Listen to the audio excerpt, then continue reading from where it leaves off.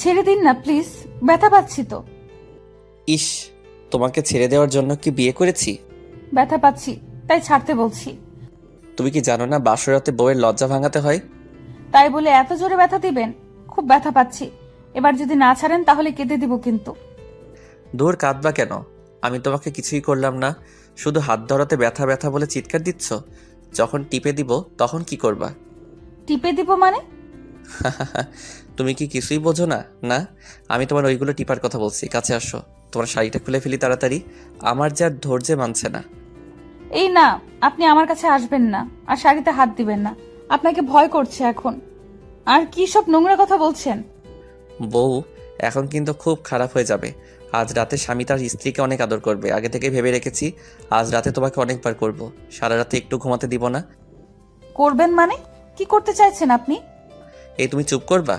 এমন ভাব করছো মনে হচ্ছে কিচ্ছু জানো না, পুরা ইনোসেন্ট। আমার সামনে ন্যাকামি করবা না একদম। তুমি এত ছোট না যে করার মানেও বুঝতে পারছো না। এখন আবার বলো না লিপ কিসের মানেও জানো না। অ্যাটলিস্ট সেটার মানে জানো তো? হ্যাঁ জানি, লিপ কিস মানে ঠোঁটে কিস করা। গুড, এবার কাছে আসো, তোমাকে লিপ কিস করব। আমার ধমক শুনে নিবু একটু একটু করে আমার দিকে এগিয়ে আসলো। আমি নিবুর শাড়িটা এক টান দিয়ে খুলে ফেলে ওর ঠোঁটে কিস করা শুরু করলাম। নিবু আমার কিস পেয়ে কেঁপে কেঁপে উঠছে। ওর কাঁপাকাঁপি দেখে আমার মাঝে উত্তেজনা বেড়েই চলছে।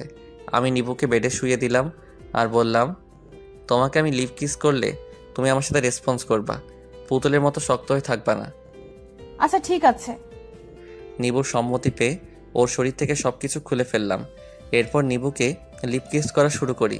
এবার নিবুও আমার সাথে রেসপন্স দেওয়া শুরু করলো। আমাকে এখন কে পায়? নিবুর সমস্ত শরীরে স্লাইড করা শুরু করলাম। নিবু কাঁপছে বারবার। এই তুমি কাঁপছো কেন? শরীরের মধ্যে কেমন যেন করছে, তলপেটে শিরশির অনুভূতি হচ্ছে। নিবুর কথা শুনে না হেসে পারছি না। বুঝে গেলাম এবার নিবু আমার সাথে পুরোপুরি ইন্টিমেট হতে প্রস্তুত। তোমার কি আরও কিছু করতে মন চাইছে? নিবু লজ্জায় মুখ ফুটে কিছু বলল না, শুধু মাথা নাড়ালো। আমি নিবুর শরীরের উপর উঠে গেলাম। ব্যথা পাচ্ছি, আস্তে ঢোকান, আমি আর সহ্য করতে পারছি না। নিবু চিৎকার দিও না, বাড়ির লোকজন শুনলে আমাকেই সবাই খারাপ ভাববে। প্রথমবার এমন হবে, একটু ধৈর্য ধরে দাঁতে দাঁত চেপে থাকো। আচ্ছা আমি চিৎকার দিব না, তবে একটু আস্তে করুন। আস্তে করলে আর চিৎকার দিব না। ঠিক আছে, প্রথমবার বলে আস্তে করছে, কিন্তু পরের বার জোরে জোরে করব। আবারও করবেন? হ্যাঁ করব তো, আগেই তো বললাম তোমাকে আজ রাতে কয়েকবার করবো জান। তাহলে আজ রাতে আমি মরে যাব, আর বাঁচবো না। কিচ্ছু হবে না তোমার, আমি আছি তো তোমার সাথে। কিছু সময় পর আমার দম ফুরিয়ে গেল। আমি আমার শরীরের সমস্ত ভার নিবুর উপর ছেড়ে দিলাম। এবার চলুন আমি আপনাদের বলি কি করে আমার আর নিবুর বিয়েটা হলো। আমি ফারহান আহমেদ, লেখাপড়া শেষ করে একটা কোম্পানিতে জব নিলাম। জব নেওয়ার পর বাবা মা বিয়ের জন্য প্রচণ্ড চাপ দিচ্ছে, কিন্তু আমার কোনো মেয়েই পছন্দ হয় না, কারণ মেয়েদের আমার একদম বিশ্বাস হয় না। এরপর কিছু কাহিনী না হয় নিবুর মুখেই শুনে নিন। আমি নুসরাত জাহান নিবু, এবার অনার্স দ্বিতীয় বর্ষে পড়ি। আমার ভার্সিটি লাইফের বেস্ট ফ্রেন্ড হলো ফারিন। ক্লাসে বসে আছি, ফারিন আমার পাশে বসে বলল, তোকে একটা কথা বলবো? বল। আমার ভাইয়াকে বিয়ে করাতে চাচ্ছি, কিন্তু কিছুতেই বিয়ে করতে রাজি হচ্ছে না। ভাইয়া কোনো মেয়েকে বিশ্বাস করে না, সব মেয়েরা নাকি চিটিংবাজ ঠকবাজ হয়। এখন আমি কি করব বল? তুই আমার ভাইয়ের সাথে প্রেম করবি আর ভাইয়াকে বিয়ে করবি। তোকে আমার ভাবি হিসেবে অনেক পছন্দ হয়। তোর মাথা খারাপ হয়ে গেছে? আমি কেন ছেলের সাথে প্রেম করতে যাব? কারণ আমার বাবা মা আমাকে সব ধরনের স্বাধীনতা দিলেও প্রেম করার স্বাধীনতা দেয়নি। তবে তোর ভাইয়ের জন্য আমি ভালো মেয়ে খুঁজে দিতে পারি। না মানে তুই যদি চাস। কিন্তু ভাবি হিসেবে যে তোকেই আমার পছন্দ হয়, তোকে ভাবি বানাতে চাই। একটা কাজ কর, তুই আমার সাথে আমাদের বাড়িতে চল। তোকে দেখলে ভাইয়ার হয়তো মনটা ঘুরতেও পারে। না, আমি তোর সাথে তোদের বাড়িতে যাব না, ক্ষমা কর আমাকে। কিন্তু ফারিন আমার কোনো কথা শুনলো না। ও আমাকে টানতে টানতে একটা রিকশায় তুললো, ওদের বাড়ি নিয়ে যাবে। আমি বারবার বলেছি যাব না ওর সাথে, কিন্তু মেয়েটা নাছুর বান্দা ওদের বাড়িতে নিয়েই আসলো। ফারিন ওদের দরজায় দাঁড়িয়ে বারবার কলিং বেল বাজাচ্ছে, কিন্তু দরজায় কেউ খুলছে না। একটু পর একটা ছেলে এসে দরজা খুলে দিল। মনে হচ্ছে ছেলেটা বেশ বিরক্ত, হয়তো এতবার কলিং বেল বাজানোর কারণে।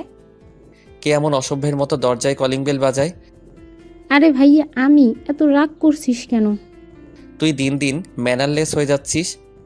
তোর বলা শেষ হলে দরজার সামনে থেকে সর, খাম্বার মতো দাঁড়িয়ে থাকিস না। ফারিন আমার হাত ধরে ভেতরে ঢুকার সময় আমার পায়ে একটা ল্যাং দিল। আমি হুমড়ি খেয়ে ওর ভাইয়ের গায়ের উপর পড়ে গেলাম। ফারিনের ভাইয়া পড়লো নিচে আর আমি তার উপরে পড়লাম। ইচ্ছে করছে ফারিনকে ধরে একটা আছাড় মারি। কবিষ্টা আমাকে ল্যাং মারলো। এই মেয়ে, তুমি আমার গায়ের উপর পড়লে কেন? ঠিক করে হাঁটতেও পারো না নাকি? সুন্দর ছেলে দেখলে মাথা ঠিক থাকে না? এসব আপনি কি বলছেন? আমি ইচ্ছে করে আপনার উপর পড়ে যাইনি। এবার দয়া করে আমার উপর থেকে উঠে পড়ো, নাকি এভাবেই থাকার ইচ্ছে আছে? ছি ছি, এসব আপনি কি বলছেন? ওয়েট, আমি উঠছি। আমি লোকটার শরীরের উপর থেকে উঠে পড়লাম। আমি মোটেও সেরকম মেয়ে না, আপনি আমাকে ভুল বুঝছেন। যাই হোক, আসি। আপনার বাড়িতে আসাই আমার ভুল হয়েছে। চলে যাবি মানে? তুই তো এখন যেতে পারবি না। তুই আমার সাথে এমন ব্যবহার না করলেও পারতি। বাই এনি চান্স তুই কি আমাকে তোদের বাড়িতে নিয়ে এসেছিস আমাকে অপমান করানোর জন্য? সি সি সি, তুই এমন কথা বলতে পারলি? ফারিন, এই মেয়েটাকে? ভাইয়া, ও আমার বান্ধবী নিভু। আর নিভু, এই হলো আমার ভাইয়া ফারান। এরপর ফারিন আমাকে নিয়ে ওর রুমে চলে গেল। দুপুরবেলা লাঞ্চ করিয়ে আমাকে এগিয়ে দিল বাড়ির পথে। আমি ভেবে নিয়েছি আর কোনোদিন ফারিনের সাথে কথা বলবো না। বান্ধবী হয়ে বান্ধবীকে অপমান করে এমন বান্ধবী আমার প্রয়োজন নেই। কেটে গেল কয়েকটা দিন। আমি ভার্সিটিতে গেছি ঠিকই, কিন্তু ফারিনের সাথে কোনো কথা বলিনি। তবে ফারিন আমার সাথে অনেকবার কথা বলার চেষ্টা করেছে, আমি ওকে সুযোগই দেইনি। বাড়ি এসে শুনতে পেলাম আগামীকাল আমাকে পাত্রপক্ষ দেখতে আসবে। এই কথা শুনে মনের মাঝে অনেক ভয় হতে লাগলো। মা আর নিবু জোর করে নিয়ে আসলো মেয়ে দেখাতে। মেয়ে দেখতে আসার কোনো ইচ্ছে ছিল না আমার, এক প্রকার বাধ্য হয়ে আসলাম। মা আর নিবু মেয়ের বাড়ির সবার সাথে হেসে হেসে কথা বলছে, মনে হচ্ছে কত দিনের চেনা তারা। মেয়ে মানুষ পারেও বটে, একটু সময়ের পরিচয়ে পর মানুষকে কিভাবে আপন করে নেয়। একটু পর মেয়েকে নিয়ে আসলো। মেয়েটার মুখটা দেখে চমকে উঠলাম, কারণ মেয়েটার কেউ না, সে হলো ফারিনের বান্ধবী। তার মানে ফারিন প্ল্যান করে নিয়ে আসলো এই বাড়িতে। ইচ্ছে করছে ফারিনকে তুলে একটা আছাড় মারি। কিছু সময় পর নিবু মাথা তুলল। আরে আপনি আপনি কেন এসেছেন আমাদের বাড়িতে? আরে নিভু, কি বলছিস তুই? আমরা তোকে ভাইয়ার জন্য দেখতে এসেছি। তোকে তো আগেই বলেছিলাম তোকে আমার ভাবি হিসেবে খুব পছন্দ, তাই ভাইয়াকে নিয়ে তোদের বাড়িতে আসলাম। এসেছিস ভালো করেছিস, খেয়ে দিয়ে চলে যা। আর শোন, আমি তোর ভাইয়াকে বিয়ে করব না, কারণ তোর ভাইয়া একটা অহংকারী লোক। এমন অহংকারী লোককে আমি কোনোদিন বিয়ে করব না। মা, আমি এই মেয়েকে বিয়ে করব। মেয়ে আমার অনেক পছন্দ হয়েছে, যত তাড়াতাড়ি পারো বিয়ের ব্যবস্থা করো। নিবুর বিয়েতে না করাটা কেউ শুনল না, হয়ে গেল আমাদের বিয়ে। আপনারা সবাই আমার আর নিবুর বিবাহিত জীবনের জন্য দোয়া